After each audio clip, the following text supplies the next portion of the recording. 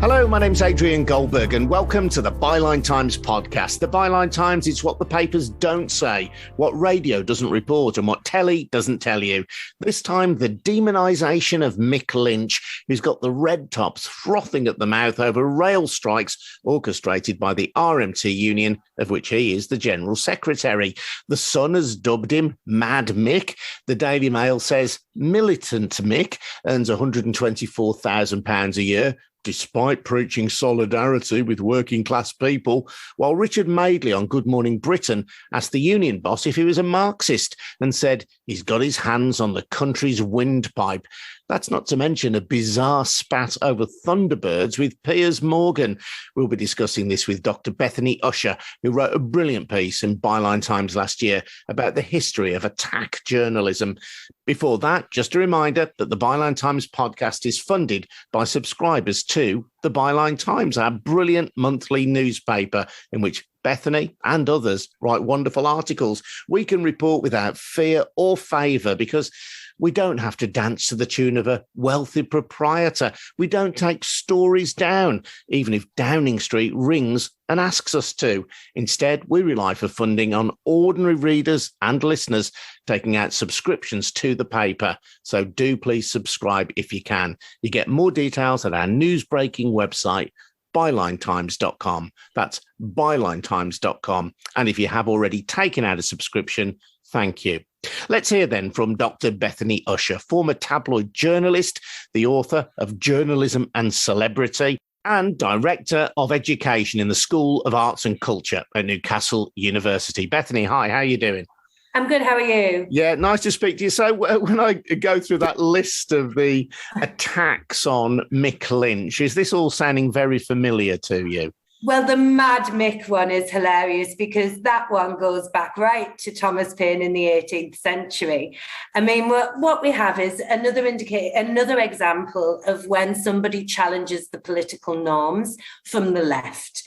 And for as long as that has been happening, the mainstream press have been reacting to it. So attack journalism, the earliest one I found was about Thomas Paine in terms of focused attack across several publications coming at it from different angles working together. But the leaders of it were the Times, and they dubbed him Mad Tommy.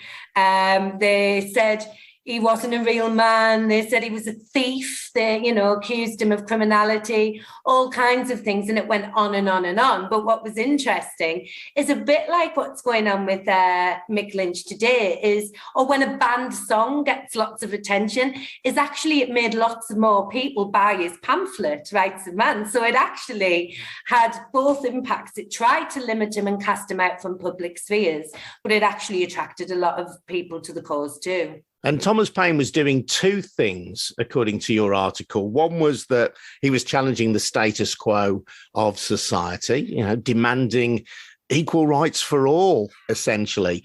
But he was also threatening the business model of the traditional papers because he was creating these pamphlets that were not newspapers, that he was selling cheap and providing an alternative source of information that potentially, anyway, threatened their financial well-being. Yeah, I mean, it's this really interesting thing is that we've got a lot of people who think of what the press should be have a very kind of middle-class bourgeois establishment model of the press, which is, it's about objectivity. It never is. It's a myth. It's about balance and impartiality. It's never been. It's a myth. But as soon as somebody is actually an activist journalist, which I would consider closer to my model of journalism, probably closer to Byline in some way, that, that challenges the status quo, that highlights injustice, that tries to do something about it, then they call them irrational, they call them emotional, they call, working class, it becomes very class-based. Thomas Paine, it became very class-based rhetoric. But Thomas Paine did something really interesting with his print because he printed cheaply so that you could buy it, on the streets. An ordinary person could afford it in a way they couldn't afford a mainstream newspaper. But he also wrote in direct language. He wrote in a kind of vernacular that was the beginnings really of a kind of more popular version of journalism, a more accessible version of journalism. So he was breaking the business model and their power and control over the print and dominance over the print market too. So of course, from the establishment press point of view, like the Times, he really did have to be kind of limited in terms of his engagement with them from audiences. But of course, it was also an interesting political time. You know, this is a time of beginning a revolution. People are looking across to the Channel. Thomas Paine has been involved in supporting the War of Independence too. So of course, there was all of these extra dimensions that made him seen as one of the biggest threats at the time to the kind of power of the propertied class.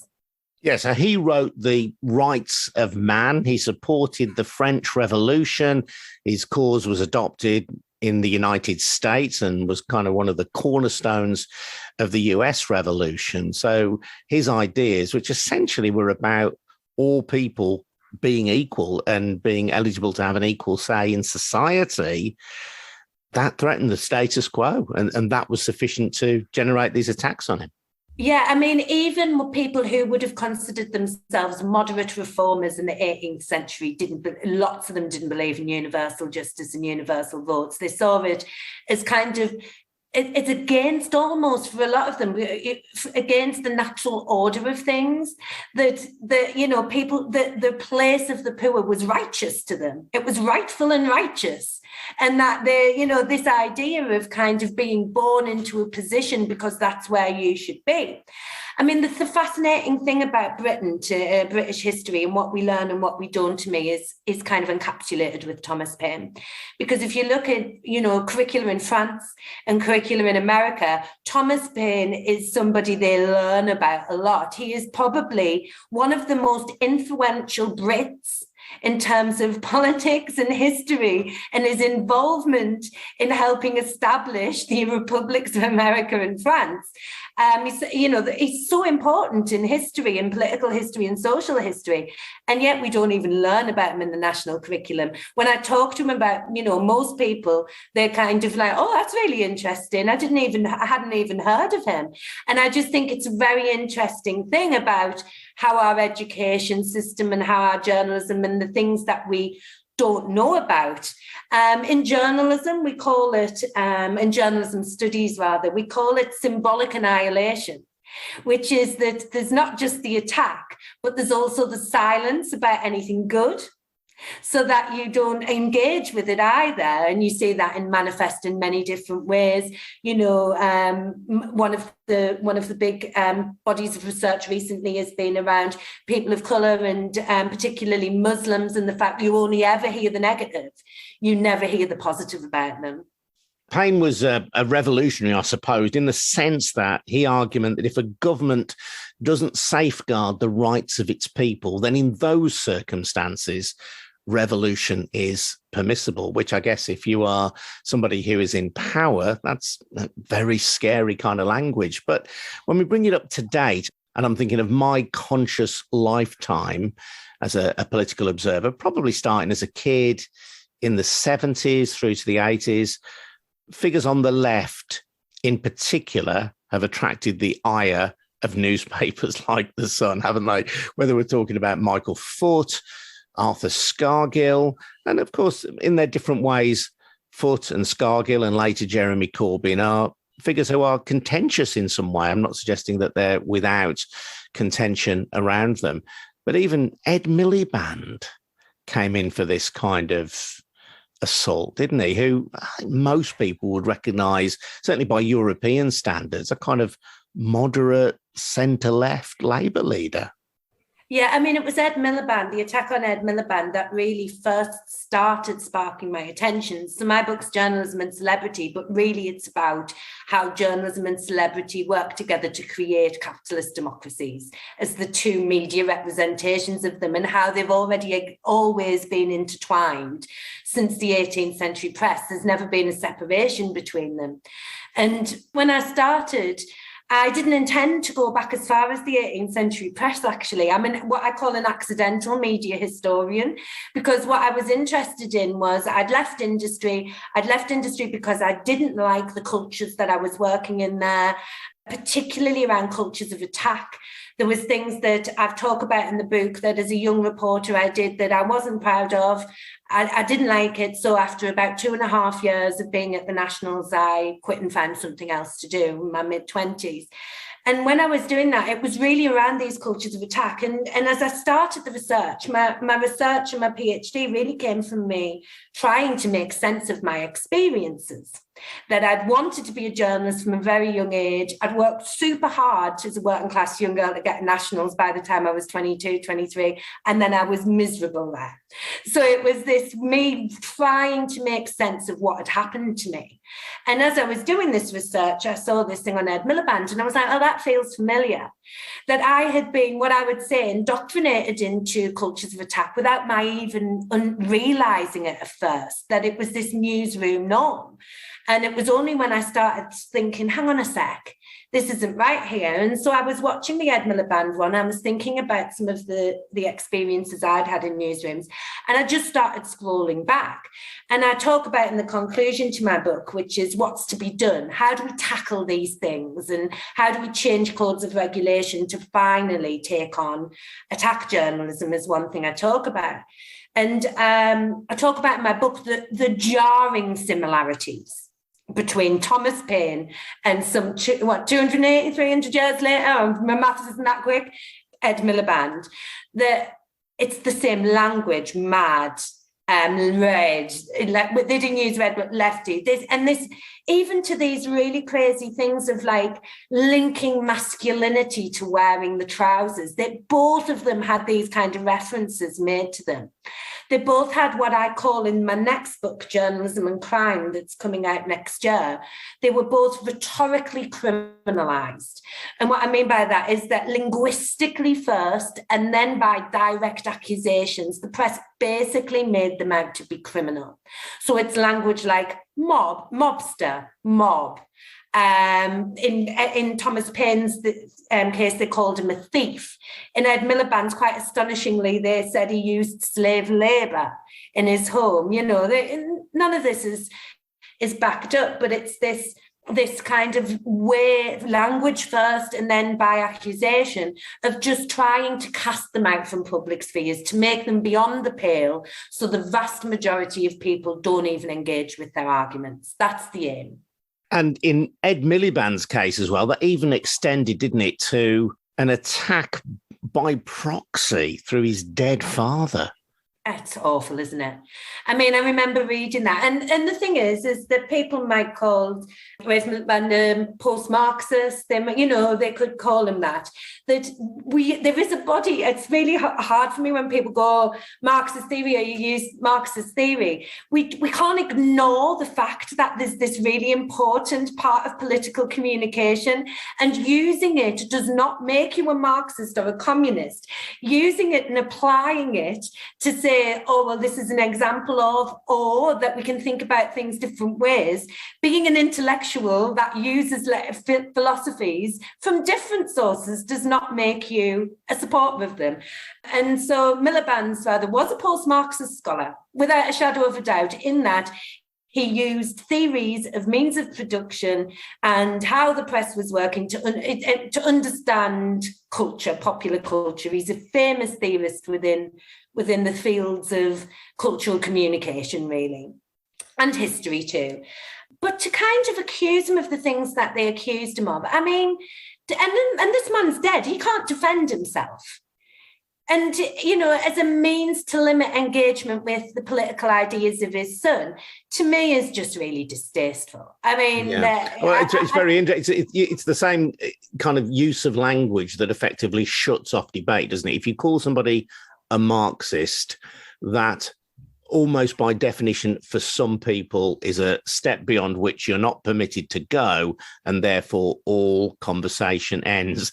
Miliband was being accused of, as I say, Marxism by proxy, because it was his dad who was a Marxist, if that's a meaningful term in any event, not I Egg think he was a Miliband himself. Marxist theorist. Yeah, no, I mean, maybe, you know, I don't. I mean, if people are Marxists, to me, it isn't beyond the pale to me. That I think that there is room for a wide spectrum of political opinions, providing you are not trying to end democracy or get people to commit acts of violence. Then I'm willing to give you a hearing. I know that's not very popular at the moment in this kind of black and white toxic political debate, but I'm somebody who likes to look to consensus and common ground and to build from there. That's my instinctive political position. So it's a tool of limitation, isn't it? Because where do you move on from that once you start throwing around these terms? It's like me calling a frontbench conservative a fascist. Where do you move on from there? How do we look to common ground if we've also already started with these names? Yeah. No, the other word that I think is used to kind of close down debate is to call people woke, and particularly on the right. I mean, I've been accused of being woke by people who I've helped with campaigning work, and they've said to me, "Are you woke?" And it's a bit like, well, I don't really know what that means. I know what it's intended to mean when I see it used by tabloid newspapers. Do I believe in fairness and social justice and equality? Yes. If that makes me woke, then I'm happy to subscribe. But growing up for me in Britain in the 70s and 80s, those were kind of normal values that people could subscribe to across the political spectrum, which perhaps highlights the times we're in. But what's interesting about your research is that these are not unprecedented times. You know, these memes, if we can call them that, do keep recurring. And the latest victim of them, it seems to me, is Mick Lynch. Yeah, and we're going to, without a shadow of a doubt, in my mind, that over the next 18 months, if Keir Starmer I think he will be leader of the Labour Party, I'm in Durham, so providing my local police don't issue a fine in the next few weeks, I think Keir Starmer will face the next general election. I will expect an attack on him. And what I'm astonished at, really, with the Labour Party sometimes is how, despite it happening to so many Labour leaders and before the Labour movement, anyone who was on the left of centre, really, they still seem utterly unprepared for it every single time. That there isn't that awareness of the methodology and what might come and how they might counter the narrative. And then when they're in power, they don't do anything around dealing with this, working with press complaints things, working with Ofcom, to really look at what we can pragmatically do to limit attack journalism, because we do need to take this head on if we do want to clean up our political discourse and our journalism. Now, that's not to say that there won't be massive resistance from some quarters. Of course, there will be in the press. But I do think that the majority of journalists themselves, if we can have conversations with journalists, and certainly I have these conversations with my students, that we don't have to do these things. Like, how do you identify when you are being indoctrinated? In the same way as a young reporter, I didn't have the tools to necessarily identify straight away. Yeah, it's so interesting who's in charge of the story. I know that after an interview with Kay Burley on Sky News, there was a suggestion in a tweet when there was a clip of the interview that Mick Lynch had been flustered when he manifestly wasn't. There was the bizarre episode with Piers Morgan in which he picked on the Thunderbirds avatar used by Mick Lynch on his Twitter stream. Bizarre things. There has been praise, I should note, from unexpected quarters for Mick Lynch for his ability to handle some of these deliberately provocative interviews, not least from the right-wing Spectator magazine, who've written an article in defence of Mick Lynch. But I suppose it underlines the fact that we do have this idea of journalism being objective and independent.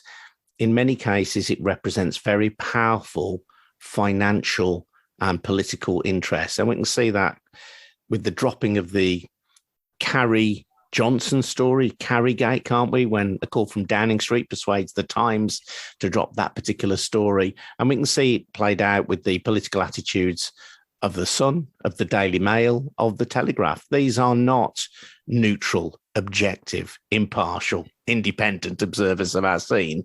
Yet, when we have programmes like What the Papers Say, they're generally presented as neutral, objective presentations of fact. And they never have been that. I mean, I suppose the good thing is that the Downing Street or a Prime Minister having a word with the Times to pull a story, or a story not making the Times, is nothing new.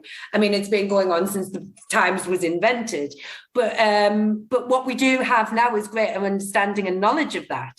So we've come a bit of a way. You know, the public at least now know or have an understanding, or it gets out sometimes. I had a bit of a backwards and forwards on Twitter with Piers Morgan about the Hood, you know, Mick the Hood thing. He said, I mean, especially exactly what I expected. Mick the Hood, that's rhetorical criminalisation, because it portrays him as a hoodlum, as a criminal. And Mick the Hood was based on the Thunderbird's avatar. Yeah. I mean, that just shows how ridiculous this is. It's ridiculous. but I said to Piers Morgan on that, and I talk about Piers Morgan in my book as well, because he's one of the most interesting. If you're looking for somebody who embodies some of the dynamics between journalism and celebrity, look no further than Piers Morgan, particularly in the 21st century, and how he performs across different platforms and integrates with different politicians and becomes parts of different left and right political motives. He's kind of like it's ways, doesn't he, Piers Morgan? He can be kind of lauded as a kind of hero of the press, and then be a villain, depending on your political perspective, almost weekly. And that's part of his journalistic persona. And I said, you know, it's interesting because clearly the clicks on this were more important than the credibility, the journalistic credibility. And he said, well, if you're not on Twitter for clicks, what are you on for? I said, well, I'm not on Twitter for clicks. If I was on for clicks, if I was trying to build a profile, I'd have more followers. What I'm on for credibility, and actually is a news feed, I use it as the old school wires, really, is the closest thing that I do with it, is that I use it for information. And I think that's really interesting, because what was that really about with Piers Morgan? Well, really, it was about, he saw that Mick Lynch was getting some traction on socials by journalists by being an antagonistic, and he thought, I'll have myself some of that to try and get as much attention as possible. Yeah, he likes to pose as this objective, independent arbiter, but really his shape-shifting is pretty exploitative, cynical and opportunist, in my personal opinion. Tony Blair and Alistair Campbell recognise the power of the attack press. I mean, I've been reading Campbell's diaries again recently. They're a fascinating insight into the New Labour project and the coming to power of New Labour. They understood it only too well and effectively gone into bed with it, rather than, once being in power, seeking to challenge it. Those newspaper groups will complain about infringements of free speech. For example, if any attempt is made to push back on what we're describing as attack journalism, is there a way that we can challenge attack journalism without jeopardizing free speech? Well, I think that free speech is really important. Let me start there. That free speech is fundamental to a democracy. And I've argued for the free speech of people who I find politically abhorrent many times across my life, that they have a right to speak. But we do have, in codes of practice in journalism, rules about harassment. Now, those rules about harassment tend to focus on news gathering, persistent pursuit. So you have to treat people fairly in broadcast or in publication. It sometimes says, in Ofcom it says fairness, but most of them focus on persistent pursuit, not bothering people over and over and over again, is essentially what they deal with.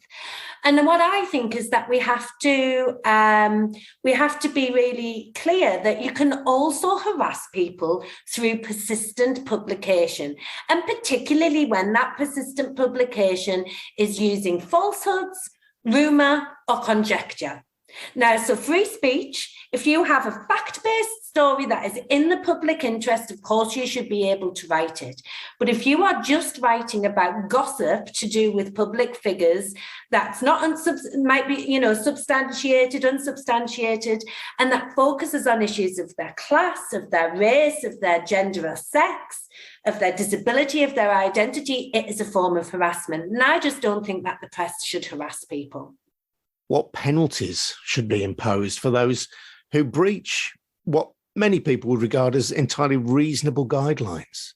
What I think we need to be doing is getting into newsrooms, getting into places when journalists are, and having conversations about them. Because the truth of the matter is that these cultures, I've worked in them, can become really blinkered and toxic, where you almost don't see anymore because everybody's kind of behaving in a certain way. It's like a pack mentality. We use that as, to describe journalists particularly. And so what I'm really interested in is kind of getting newsrooms to adopt these principles, that we're not going to engage in cultures of attack, and to make it just something that journalists think is morally wrong and don't do. And maybe I have to just accept the fact there are some publications that we're never going to get there with, and that what we need to focus on is the other publications that we might. Dr Bethany Usher, thank you very much indeed. Really fascinating insight. Adrian Goldberg here with the Byline Times podcast discussing attack journalism. You don't get that at the Byline Times, I think it's fair to say. This has been the Byline Times podcast, funded by subscriptions to the Byline Times. Get details on how to subscribe at bylinetimes.com. That's at bylinetimes.com. And do check out as well the Bylines app on your smartphone, opening up the world of our regional bylines as well. Thanks for listening. Thanks, Bethany. See you next time. Bye.